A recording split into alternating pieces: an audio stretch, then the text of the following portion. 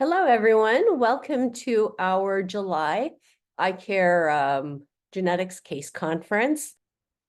Now, I know, Megan, we have a great guest speaker today, but just again to go through this topic in very little detail, because Megan's going to do a lot more than what I'm going to say, but an overview of TP53 mutation carriers, or what we talk about as Li-Fraumeni syndrome. We know that there are many cancer risks in these individuals, which is what guides management. And there's also a spectrum. So again, I think we're going to learn a lot from Megan, because all of us are seeing these patients in our clinical practice. And, what are the cancer risks? What should we be doing with our patients, recognizing we have NCCN guidelines? But again, are there any other strategies to refine our care?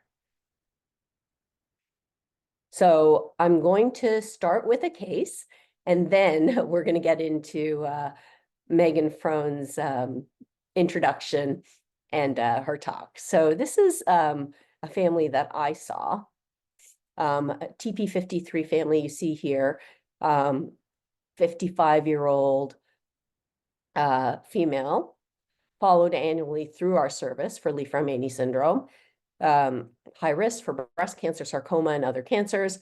Her last total body MRI had been in December of 2022, and this was something that I was overseeing. And then you can see here, this is such a specialized syndrome, and again, some of the screening requires specialized care. We see a lot of people across our region with the mutation. So all positive family members, as you can see in this, as reflected in this pedigree, are also followed in my clinic. So the history is early August. She had persistent pain in one of her right lower quadrants. OB exam and ultrasound was done, and there was a growing fibroid, which wasn't concerning. She went on a 2-week vacation. Later August, persistent pain on return. August, September, there was a cervical mass on pelvic exam. CT scan was ordered by OB-GYN in October, late October, at patient's insistence, and she sent me a screenshot. So again, here's what it was: uterus enlarged, multiple calcified densities, irregular and heterogeneous central density noted. Sarcoma degeneration should be excluded. On top of that, there were bilateral pulmonary nodules suspicious for metastases. So we jumped on that right away, in partnership with Dr. Park, who leads our tumor genomics efforts at Vanderbilt. I got in touch with Dr. Park right away. And again, as geneticists, we're not usually on the front lines of having to direct the care of our patients. But again, with this kind of diagnosis, she needed a biopsy right away. Lung nodule was biopsied, in about a week and a half, within a week and a half. Biopsy of cervical mass a few days later. By 11/17, so within 2 weeks, we had a confirmed diagnosis of sarcoma, and then she was seen in clinic November 20th. So again, what you see here is there are a lot of incidental findings as well that we find in individuals with Li-Fraumeni syndrome, and this kind of goes through. Around the same time, I was seeing the brother who'd had a total body MRI, and he'd had some findings. So we had to further investigate, and I had a radiologist knowledgeable in reading these scans from Li-Fraumeni syndrome patients. So there was some clarification of this. So again, not specific follow-up needed, even though there was a lot that was outlined in the total body MRI report. And then the daughter, again, annual visit at the end of November, and she's getting her screenings ordered as well. So this case, I'm not going to go through this in detail because I want to get into Megan's talk. But again, I think overall, this case kind of highlights how we need to have a multi-pronged approach to care and how hereditary cancers can really touch every aspect of care. And you really do need an integrated system in order to be able to serve patients as they should be.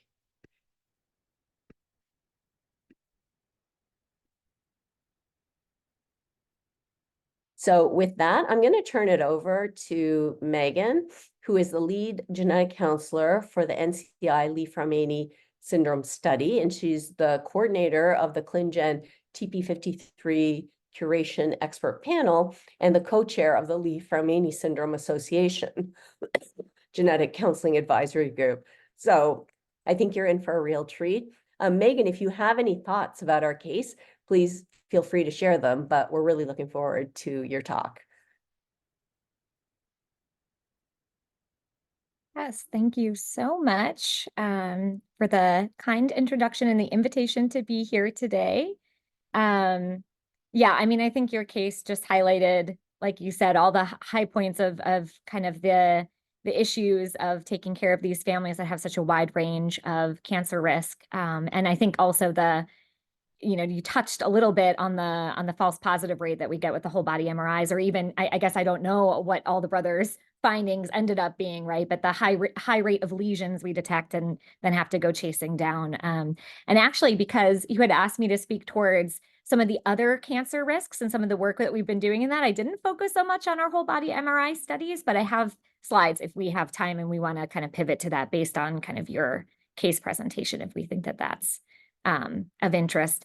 Just my boilerplate disclaimer that as a government employee, these slides and everything I'm going to say today is my own work and opinions. It doesn't represent any official views of the government. And also just a disclaimer that I receive royalties for co-development of a risk assessment and pedigree drawing platform that I will not be talking about today. So as many of you likely know, Li-Fraumeni syndrome was first identified by Drs. Li and Dr. Fraumeni here at the NIH back in 1969 with this first paper where they described a couple families and then a chart review of many other children that had early onset cancers and strong family history of cancers. They subsequently went on to identify many more families that had very strong histories of a core set of cancers. We learned it in grad school: breast, brain, bone, blood. They had other cancers and very strong, again, just pediatric and adult cancer histories. And then that all culminated eventually in this paper that was published in Science in 1990, led by Dr. Malkin, and then including obviously Dr. Li and Fraumeni, and then many others that are still big names today in the Li-Fraumeni syndrome world, where TP53 was the gene was definitively linked to this syndrome, Li-Fraumeni syndrome. It was identified in the original family 1 from that first study in 1969 and 4 other families and a number of tumor cell lines. And again, as many of you know, Li-Fraumeni syndrome is both a pediatric and adult hereditary cancer predisposition syndrome caused by variants in the TP53 gene. And like many genetic syndromes, the prevalence is increasing, over time as we do more genetic testing and are, just more liberal with our testing. So we think the prevalence is closer to 1 in 5,000. And importantly, up to 20% of people with LFS have this as the result of a de novo variant. So they don't have to have family history of cancer to have LFS. And about 70% of the patients that meet the classical criteria will have an underlying likely pathogenic germline variant. But we still have families, even within our cohort, that meet classical criteria that are classic for LFS that do not have an underlying variant identified. So that is an ongoing question for the field. And then, as I mentioned, right, those core cancers that we think of with LFS, and you can see there from 2022 and hasn't changed. So I didn't update the slide from the NCI TP53 database as far as the cancers that we see in that database. The cancers far and away in women is breast cancer risk, beginning quite young. And then sarcomas, both osteosarcoma and soft tissue sarcoma, brain tumors and adrenocortical carcinoma, particularly in childhood, are really some of the big seminal risks. But what I'm going to focus on today is that there are other cancer types that we haven't historically focused on as much that certainly seem to be more prevalent than I think we initially appreciated when this syndrome was first being identified, and so subsequently haven't gotten as much attention. So things like lung cancer, thyroid cancer, prostate cancer was mentioned on Dr. Paul's slide, and some of these other cancers. Whereas one of the core cancers, hematological malignancy, absolutely still a risk, but maybe not quite as prevalent as we kind of initially ascertained. And then, of course, there are kind of these red flag kind of, seminal cancers that should just automatically trigger testing for TP53 because there's just such a high likelihood that there is an underlying variant. So things like chromathripsis and sonic hedgehog activated medulloblastoma and low hypodiploid ALL, that should really have a low threshold for workup for LFS. And the cancer risks are lifelong in this syndrome. They're quite high, approaching almost 100% lifetime risk, and they start quite young. So this is some updated data from the original kind of my 2016 paper that's always kind of shown from our cohort. This was an updated study we did in 2021 that actually kind of mostly confirmed those findings that we saw then in kind of an updated larger set of our cohort. Where you see that 50% of women will be getting their first cancer by age 31, and men 50% will be getting their first cancer by around age 46. But importantly, if we censor for the sex-specific cancers, and so in women that's going to mostly be breast, you see that they actually get ahead of the men. So they're not going to get their first cancer until almost approaching their late 50s. So that just really, I think, drives home how much of breast cancer is really driving the risk in women, especially early onset breast cancer. And also, I think importantly in these tables, the likelihood of getting a first cancer in LFS after age 60 is quite low. So that tells us that there may, or suggests that there may be some sort of protective factor that if we could really identify, could we leverage that for optimal treatment and tailoring management of these individuals. These are the cumulative incidence curves from that updated study. And again, you can just see and really appreciate just the breast cancer risk in women, kind of starting in the mid-20s, but certainly by the 30s, just exponentially taking off and just a huge portion of their risk. If we censor for that, so you can kind of appreciate the other cancer signals coming out a little bit more, you see that soft tissue sarcoma, so, Dr. Paul's case, brain cancer and osteosarcoma being kind of the next most prevalent cancers, both in female and males. And then I did just want to show this paper too. This is a little bit older at this point, but this was a really nice paper where this group looked at variable penetrance and expressivity, but both by TP53 variant and then also by kind of temporal time period, where you can really see kind of the childhood period really classified by the adrenocortical carcinoma, the rhabdomyosarcomas, the CNS tumors like choroid plexus carcinoma in the childhood period. And then you kind of see these different kind of cancers, phenotypes kind of come out during the different time periods. And again, this kind of suggests that we may be able to tailor treatment to certain time periods if we can really nail down more about the genetic and environmental risk factors. And this is a major interest right now in the field of LFS as a whole, and the subject of a lot of research and the subject of a lot of our talks when we get together for our meetings. And then, as Dr. Paul mentioned, and I won't go into in depth, LFS, the individuals that have LFS, they get lifelong, very intensive surveillance, kind of famously characterized by their whole body MRIs that they get annually, but a host of other screening that's necessary. And that's all based on the Toronto protocol that was really David Malkin's group in this pair of papers that came out in 2011 and 2016, really showing the benefit and the efficacy of outcomes of individuals when they were undergoing these surveillance regimens. And so, that has been the major focus of both our study at the NCI and then also studies worldwide has been really looking at the whole body MRI. We had a baseline study that we put out around 2017 and participated in a meta-analysis to really look at what are our detection rates at baseline whole body MRI, and then around 2020 and 2021 wound down our whole body MRI study because we reached statistical endpoints, and that's if we're finalizing that analysis for publication to really get outcomes and morbidity and mortality for folks having the whole body MRIs. But even the 2017 work really led to NCCN guidelines. They used to say, consider whole body MRI, and they now say perform whole body MRI, in part because of the data that came out of those meta-analyses in our study. And, this has helped with the access and insurance coverage for individuals, but that's also still kind of an ongoing challenge. So the LFS study here at the NCI opened in 2011 to, with a bunch of primary and sub-aims in understanding more about LFS and what it's like to live with it and how we can optimally manage and treat it. Obviously, I think the major focus has been our screening arm, which I'll talk about. That's, where we were really looking at whole body MRI. But we have a number of natural history clinical studies at the clinical genetics branch here at the NCI, and they all follow the same basic formula. So patients can self-refer, or their provider can refer them, and then the study team will review to see if they're eligible for one of our research protocols and then consent them if they are. And then we get baseline questionnaires from them. So we have an online portal now. It used to be, packets of paper questionnaires where we get their individual history and family history. And then all of our patients get enrolled in what we call our field cohort, which means they're out in the community, they're getting their care locally with their providers through their insurance, but we can get all of their records. So we get their medical records, we can get imaging files, we can get biospecimens.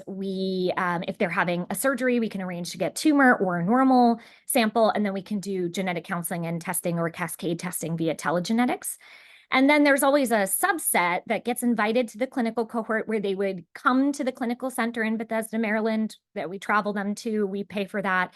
And that would be for specific sub-study aims where we need to evaluate them at the clinical center. We can, have them see other subspecialists if that's, needed. We can obviously collect more biospecimens and do more granular things while they're here. And so for the LFS study, that has been them coming for their imaging annually, including whole body MRI, has kind of been the major clinical component that we've had up until 2020, 2021, when we wound that down. So our cohort at this point for the LFS cohort at NCI is just over 226 families. So that's just over 900 total participants, and about 500 of them have LFS. And that's because we also enroll unaffected family members, because we're also looking at what is it like to live with LFS and be in a family with LFS and be a caretaker. We have a bunch of sub-study aims for those components. And about 146 were the individuals that were participating in our longitudinal cancer screening study, where they were coming to the NIH for their screening. And some of them were coming from essentially the very beginning. So they came, 10 years in a row. We had other patients that were enrolled more recently that would have come, less times, including, some folks that only had come one time. But that translates out to about 750 whole body MRIs. And then you can see kind of the age range of kids, of people we see, kids to adults, at the clinical center. And we have younger individuals also enrolled in the field cohort as well. And I like to show this picture because this is our study team. And this wrapped around is one pedigree of one of our families. This is our record holder for the biggest family, but we have many families in our study that are large, and we have many family members enrolled, and we develop relationships with these families because we're seeing a lot of them every year. I've even gone to a family reunion for one of our families. So we do have some large families, but definitely none quite as large as this one. But as I mentioned, Dr. Paul had asked me for the focus of this talk to talk about maybe some other cancer types that we've focused on within our cohort and done some more recent research on, as well as some kind of upcoming things within the clinical cohort. So that's what I'm going to focus on for my time here today. And when we think about the core cancers of LFS, they make up about 3/4 of the cancer diagnoses, and they tend to get the most attention in research, but that leaves about 25% of the cancers that are understudied. So we sought to take a deeper dive recently to characterize some of the most common cancer diagnoses outside of the core cancers. So that includes the GI cancers, lung cancer, and skin cancer. And we wanted to better define the spectrum of cancers occurring in these organ systems. We wanted to better define the standardized incidence and cumulative incidence of these cancers in LFS. When we did the lit reviews for these systems, there wasn't a ton out there, so we thought that could be of benefit to the field. And then also wanted to look at, based on what we were finding, how appropriate is our current recommendations for screening and management for these individuals. And these studies are all slightly different. They had slightly different lock-in dates and slightly different numbers, but we use the general same methods for each, which was that we had a subset of about 500 of our germline variant positive individuals from our cohort. We had chart review to obtain details on our cancers of interest. We calculated the standardized incidence ratios by comparing the observed to expected cancer incidence in our cohort compared to SEER. We looked at cumulative incidence by considering all individuals affected with the cancer of interest, regardless of their prior cancer history, and we censored at date affected or death. And then we compared to NCCN to look at appropriateness of screening guidelines.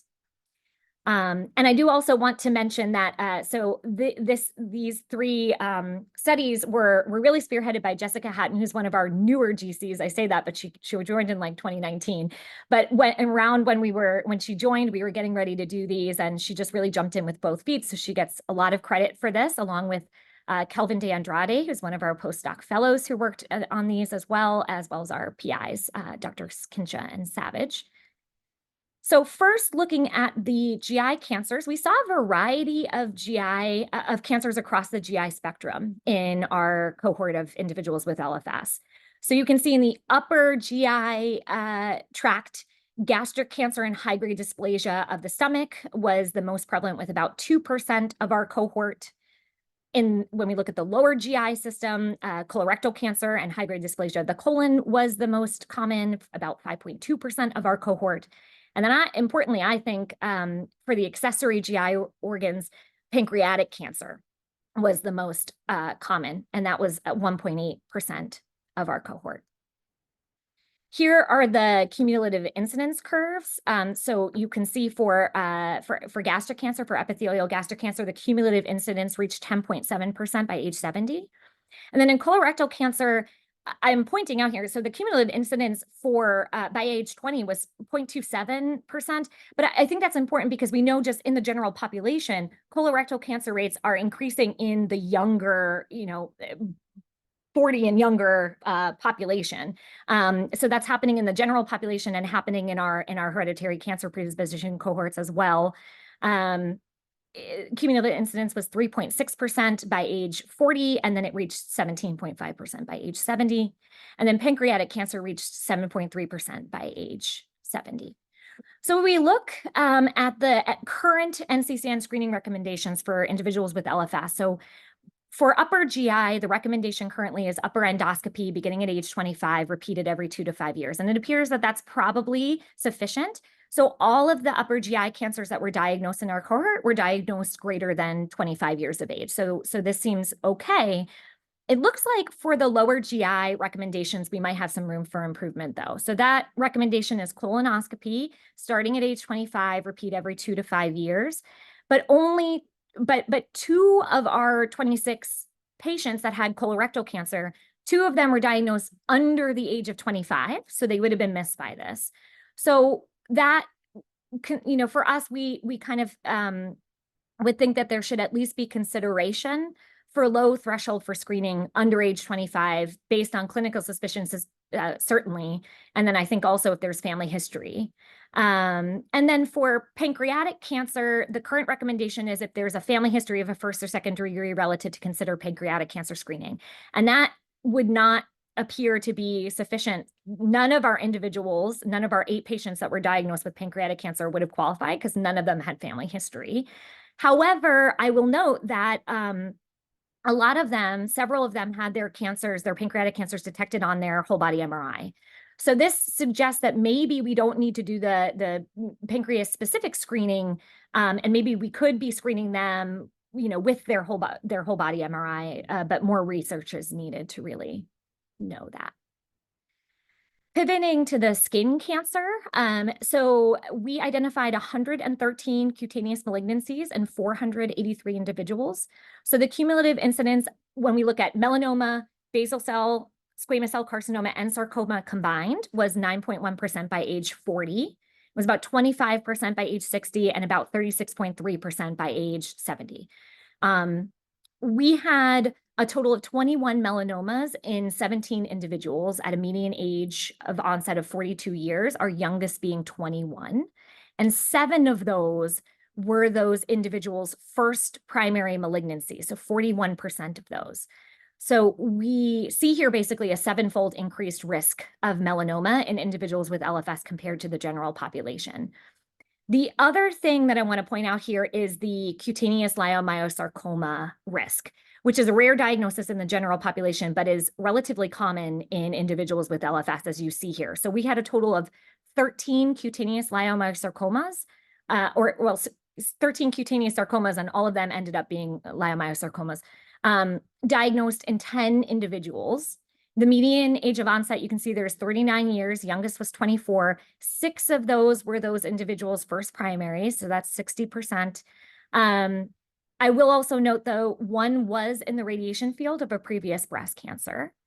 And so that's a standard incidence ratio for cutaneous leiomyosarcoma of 3,042. And you can see that here, the cumulative incidence of cutaneous leiomyosarcoma is 2.2 by age 40 and 4.8 by age 70. So we know that soft tissue sarcomas are very frequent among individuals with LFS, but that extremely high SIR for dermal leiomyosarcomas suggests that soft tissue sarcomas, that risk certainly extends to the skin, to cutaneous tissues. So the NCCN recommends annual derm exam for individuals with LFS. I think our findings absolutely support that. And it's, those folks should be getting their derm exams. And then the other thing that we pointed out and want to kind of drive home is that dermatologists should be aware that in addition to kind of looking for the melanomas and the basals and squamous cells, they should also be aware of the heightened risk of cutaneous sarcoma in individuals with LFS. And then finally, this is late breaking, hot off the press. It is in press, and this one was completely led by Jessica, so she gets all the credit here. This was looking at lung cancer in our cohort. So this was 499 total individuals, 28 of whom had 32 lung cancer primaries. Median age was 49 years at diagnosis. Youngest age at diagnosis was 29. And that's compared with a median age of 71 years in the general population. You can see there the majority are female. Many are lacking family history of lung cancer. Many are reporting never smoking. The majority is non-small cell lung cancer, and they were overwhelmingly adenocarcinomas. So at the time of their diagnosis, 6 of those 28 individuals had their whole body MRI via the screening arm of the NCI cohort. And notably, all 6 of them had their cancer initially detected on whole body MRI, and all harbored early stage adenocarcinomas. So after they had confirmatory CT scan, they all underwent minimally invasive surgical resection with curative intent. And that's important in these individuals because we know that they have a DNA repair disorder. So we want to avoid chemotherapy and radiation where we can, because that can predispose them to develop subsequent malignancies down the line. So anytime that we can do surgery alone, it's a good thing. Overall, the lung cancer incidence is 14.7 times higher than in the general population. So you can see the cumulative incidence there. And so, I think most individuals with LFS will not develop lung cancer, but it is almost 15 times more common in LFS than in the general population. And it's very common in non-smokers, and it's very common in individuals of younger age and females. It looks like whole body MRI is able to detect lung cancer at an early stage. But because of the risk of the future cancers, we think that preservative lung cancer screening may have advantages over the standardized approaches. So the individuals that had their surgical resection, 2 of them had lobectomy, 2 had wedge resection, and 2 had segmentectomy. But we would need future study in surgical cohorts to really kind of confirm this. And then I'm going to pivot just one more time to another example of how we were able to kind of tailor care based on findings we were seeing in the cohort. So another screening recommendation for individuals with LFS is blood work every 4 months. And in the children, there's biomarkers for adrenocortical carcinoma, but in adults, what we're primarily screening for theoretically is hematological malignancy. So they would come to us for their annual screening and we would draw blood, and then they get, go to their doctors or in the field, or we send them to a quest and they get blood work, at 4 months and then at 8 months, and then they'd be back for their annual screening and they get blood work again. And so we wanted to kind of look at what we were really seeing, as we were working on our longitudinal screening and whole body MRI, we were kind of seeing, an opportunity to tailor care here. So we looked at interim blood counts and inflammatory biomarkers in 132 individuals with LFS. We looked at peds and adults. So there was 112 adults in this subset. 87 were female. You can see the median age there of 36. A median follow-up range was 37 months. And we did see test abnormalities in about 225 instances, but we did not see any association between an abnormal interim screening blood test or even having multiple abnormal blood tests and subsequent cancer diagnosis. There was some evidence that when we saw both abnormal blood counts and abnormal inflammatory markers, that there was that some of those individuals were having solid tumors diagnosed, but we were diagnosing those on their imaging, either a whole body MRI or other imaging that we were ordering on them. So nothing was getting diagnosed on the blood testing. We had in this period 13 cancers in 12 individuals that were diagnosed with cancer between their annual screenings, but none of those were on blood tests. There was one individual who's kind of like an edge case. She was in her early 20s, and this was before NCCN had recommendations for colonoscopy in the 20s, but even then she would have missed it because she was under 25, and she had progressive anemia that led us to basically recommend colonoscopy, which unfortunately found a colorectal cancer, but that wasn't even technically diagnosed, that wasn't diagnosed on the blood testing.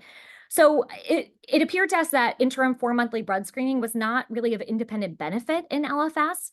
This has led us to basically recommend that our patients get screening just annually, unless there's a concern, obviously, that we would obviously do screening in the interim. This is for our adults, importantly. For the pediatric patients, especially for the ACCs and the screening we do in blood for that, we do still follow them with 4-month blood work. But for the adults, we've gone to annual. They are more than happy to not get blood work every 4 months, and we have not missed anything with this. And then finally, in my last minute, I'll just talk about the metformin trial. This is something that has been a long time coming, unfortunately delayed a bit. So when we were winding down our whole body MRI portion around 2021, the plan was to wind this up, but it was delayed by the pandemic and now subsequently delayed with some government funding issues. So, but still on the horizon, and we are very excited for it, and it's been a long time coming. So TP53 is appropriately known as the guardian of the genome, and it does this through many mechanisms. And one of those is regulating mitochondrial functioning. And so conversely, mutant P53 can promote mitochondrial functioning and oxidative phosphorylation. And this leads to increased exercise tolerance.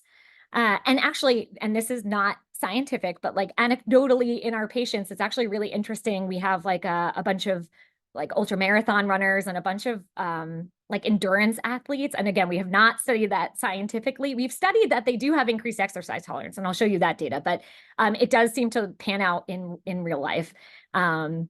Unless, we're kind of making that up in our heads. And, so the question is, so it leads to increased exercise tolerance. It leads to mitochondrial function and OXPHOS. Does it lead to increased tumorigenesis? It appears so. And so by inhibiting the ability of the mutant P53 to promote this mitochondrial functioning, can that help with cancer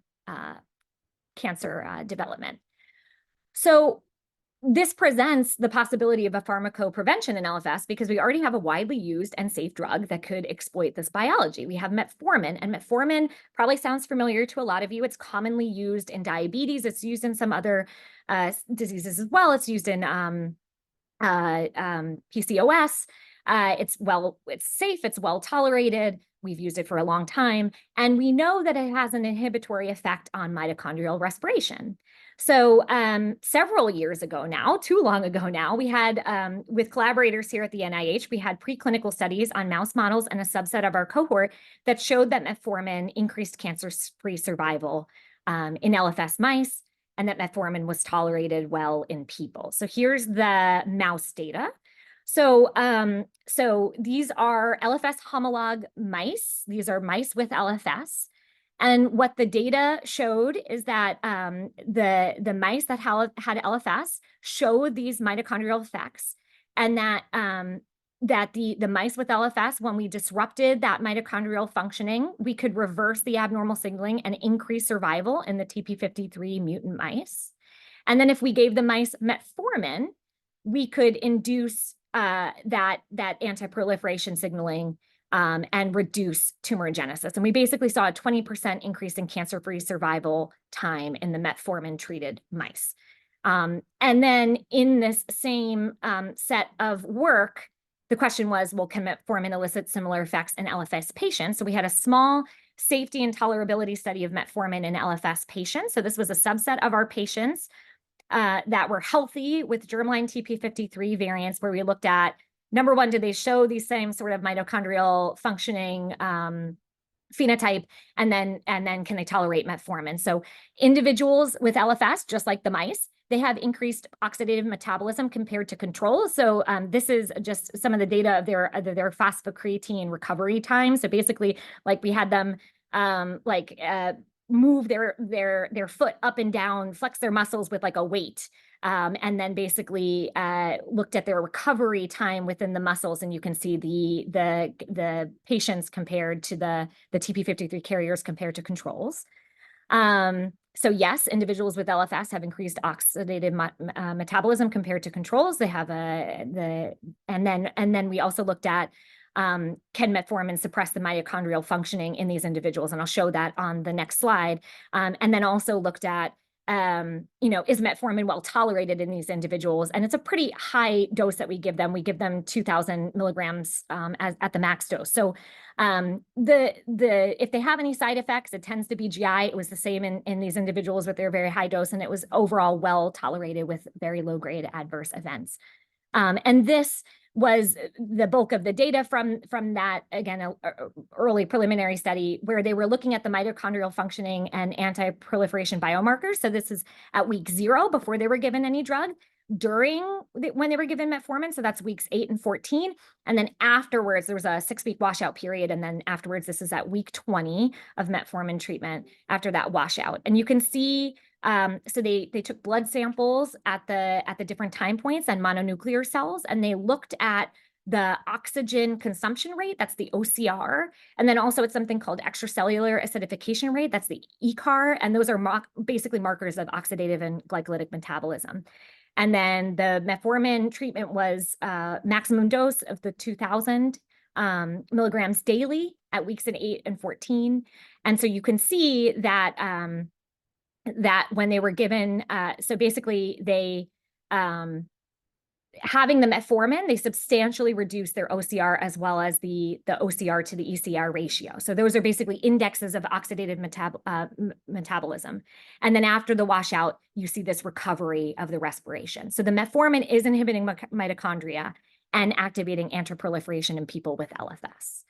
So the next step is, will this affect cancer incidence in individuals with LFS like we saw in the LFS mice? So this would be a randomized non-placebo controlled trial for a duration of 5 years. Individuals would be either randomized to screening alone or screening with metformin with a sample size of about 125 per arm. They'd be eligible if they are adults with a pathogenic or likely pathogenic TP53 variant, no active cancer, not currently on metformin, and could not have taken metformin for more than 6 months ever. And we have a whole host of other studies we're planning on doing alongside that. And there are multiple other groups kind of internationally that are also looking at this in their cohorts or in slightly different cohorts. So I am done, but I have one more slide in that. So actually, the majority of what I do, both within our cohort and within the division as a whole, is actually variant curation and bioinformatics. And so I am the coordinator of the TP53 VSEP for ClinGen. The chairs are Sharon Savage, who's here, and Christian Kratz at Hanover Medical Center in Germany.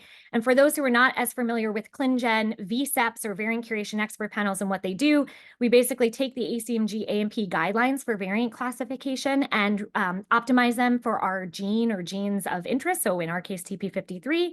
And then we utilize those kind of optimized, reworked guidelines to curate variants and deposit them in the ClinVar database. So the announcement I want to make is that we have a major version 2 rule update that should be up any day now. It should be up. If it's not up by Friday, it should be up by next week. So this is like 2+ years in the making of getting these rule revisions approved. And it's going to be a major update for how we classify the variants and will lead to some nice variant reclassifications and a reduction of VUS, hopefully, is our goal. That's what we saw in our pilot. So you can go to the CSPEC website or scan this. Right now, it's going to be our version 1.4 if you go like right today, but hopefully in the next 24 hours, it'll go over to the version 2. This has been a major effort and is going to be important for the world of LFS. So if you want more information on our study, you can visit our 2 study websites. If you have a patient who is interested in participating in the study, or you have a patient you want to refer, they can go to this site and there's a link for how they can refer into the study and contact our study team. You're also welcome to email me. And just acknowledging everyone who's played a role in all of this work that I presented today. Certainly not me alone. And then, of course, our participants and families who, do all this work to, and let us do all of this analyses on them and are so patient so that we can have the data that we have. And thank you so much. And I'm happy to have the continued discussion. Thank you so much, everyone, for attending. Again, thank you so much, Megan, for a great presentation, and we will see everyone soon. Thank you.